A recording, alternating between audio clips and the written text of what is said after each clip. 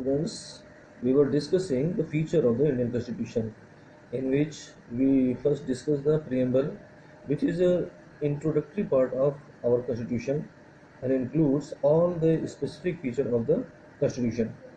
And in this, we first discuss the uh, its broad, it's very broad constitution, and it is a detailed written constitution. And for your knowledge, it is the largest constitution in the world, written constitution in the world. No other constitution has gone into such minute details as Indian constitution. जितना detail में यहाँ Indian constitution दिया गया है, उससे ज़्यादा detail में world का कोई भी कॉन्स्टिट्यूशन नहीं दिया गया है. And for the sake of your knowledge, originally in our constitution there were 395 articles, 22 parts and 8 schedules, and later on 4 more schedules were added. So you can imagine how large it is. So it elaborates not only the government structure at central, state and local level, but also give the detail of the citizenship, rights and many things else, as we discussed earlier. And the next part was provision of amendment. This part we have already discussed in the previous video. And now here the third characteristic was, it is our constitution, our country is a sovereign, democratic and republic. So in our constitution these three characteristics are given, and I explained you in detail what is sovereign and democratic and republic. And the next feature says that India is a socialist and secular country. That's also we have already discussed it. And the federalism. Now federalism, our constitution set up a federal system of government. Federal, as we discussed, there are many level of government in our country: central level, state level and local level. So and these are autonomous and not interconnected, and they can be administered according to their particular condition. It would have been difficult to run the administration of the whole country from one center. एक ही centre से अगर पूरे country को चलाया जाएगा तो ये बहुत ही डिफिकल्ट हो जाएगा और फिर ये एक इरारकी की तरह से हो जाएगा. So there are many level of the government in our country, and that's why we have many list, three type of list: central list, state list and concurrent list, that we'll discuss later. Okay, now we are going to discuss the next characteristic, that is called parliamentary system. Okay students, here parliament is a house of all representatives. The central representatives elected by the citizen are collected there, and they discuss the policy making and other issues of the country. India has a parliamentary form of government. This means that parliament is supreme and represent the people of the country. It is well clear here that Parliament is the supreme body of the country, which make laws and discuss the policies and all important issues. And the member of the Parliament are directly elected by the citizen of the country. So ultimately we can see that in Parliament there is the influence of particular citizen.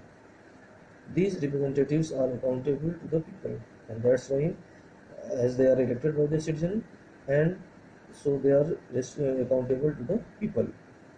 Now we are going to discuss here separation of power.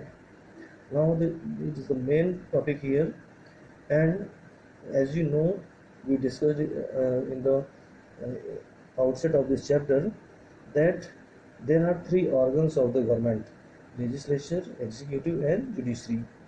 So our constitution defines and demarcates the power of all these three organs, whether it is legislature, executive or judiciary. And this demarcation is very important because of the reason no one organ can be dominant over the other. कोई भी एक organ किसी दूसरे organ के ऊपर dominant ना होने पाए, इसलिए ऐसा condition किया गया है. The judiciary refers to the system of courts that interpret the laws. Constitution not only defines the power of the each organ, it demarcates the responsibilities of each. ये तीनों ऑर्गन की पावर ही नहीं बताता, ये इसकी रिस्पॉन्सिबिलिटीज को भी explain करता है. Okay students, now the next point is fundamental rights, which is the most important feature of our constitution. And for your knowledge, the fundamental rights are taken from the Constitution of United States. ये हमने United states से लिया है. And our constitution guarantees certain basic rights to every citizen of India, which are called fundamental rights. कुछ हमारे basic fundamental rights हैं जो हमें इसे फंडामेंटल राइट्स कहते हैं. These rights are essential not only to run a democratic government but also an individual citizen to develop his personality. ये केवल एक डेमोक्रेटिक कंट्री को रन कराने के लिए ही जरूरी नहीं है, बल्कि एक इंडिविजुअल जो एक व्यक्ति है उसकी पूरे सर्वाइवल के लिए बहुत ही इम्पोर्टेंट है. They are fundamental to every citizen's life. ये हर व्यक्ति की पूरी ज़िंदगी से जुड़ा हुआ है. इसको it can not be एलिनेट from the individual. इसको किसी भी पर्सन से अलग नहीं किया जा सकता. और constitution has guaranteed 6 such rights. हमारे कॉन्स्टिट्यूशन ने ऐसे 6 राइट्स जो फंडामेंटल राइट्स बनाते हैं वो प्रोवाइड किए हैं. One of them is right to equality. इन 6 में से हम लोग पहले राइट को देखते हैं कि right to equality. Right to equality means equality of law and equal protection of law.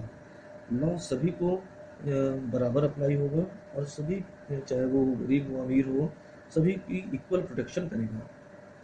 That is all persons are equal before the law. And the practice of untouchability can be abolished. Here you can see in the earlier times there was untouchability in our society. हमारी society में पहले untouchability थी जो कि एक discrimination का issue था. So our government abolished this practice and now all citizens can apply for every job whether they belong to any caste, creed or color. किसी भी वो किसी भी सेक्शन में जा सकते हैं, चाहे वो अमीर गरीब हों, चाहे किसी जाति धर्म के हों. इससे कोई भी उसमें डिस्क्रिमिनेशन नहीं किया जाएगा. Right to freedom.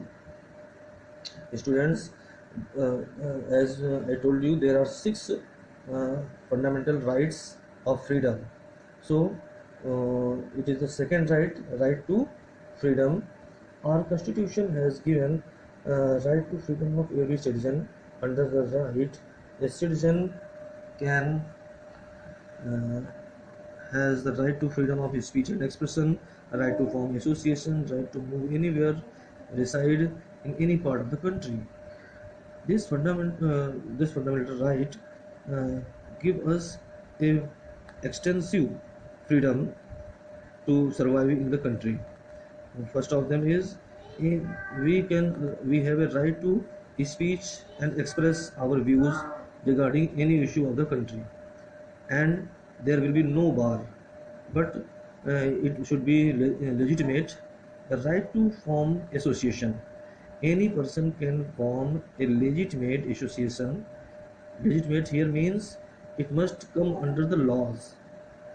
ये किसी लीगल तरीके से ही हम ऐसे एसोसिएशन बना सकते हैं. ऐसा नहीं कि हम कोई टेररिस्ट ऑर्गेनाइजेशन बना लें तो ऐसे एसोसिएशन नहीं बना सकते हैं. लेकिन जो भी हमें एसोसिएशन बनाए अगर वो लीगल तरीके से बनाया गया है तो कोई भी पर्सन इंडिविजुअल ऐसा कर सकता है. Right to move freely and reside in any part of the country. हम किसी कंट्री के किसी भी पार्ट में मूव कर सकते हैं, फ्रीली वहाँ पे रह सकते हैं. एंड कोई भी व्यवसाय जो कि लेजिटिमेट हो उसको हम कर सकते हैं. स्टूडेंट्स, यहाँ पर आपको एक जो करंट इशू है वो बताना ज़रूरी होगा, क्योंकि जो आर्टिकल 370 है ये पहले जब तक अप्लाई था तब तक जम्मू कश्मीर में वहाँ पर रहना ये अलाउ नहीं था अदर स्टेट के लोगों को. But after being the union territory and abolition of 370, now it is possible. Okay students, and it is all about today, and the later part we will discuss in the next video. Thank you.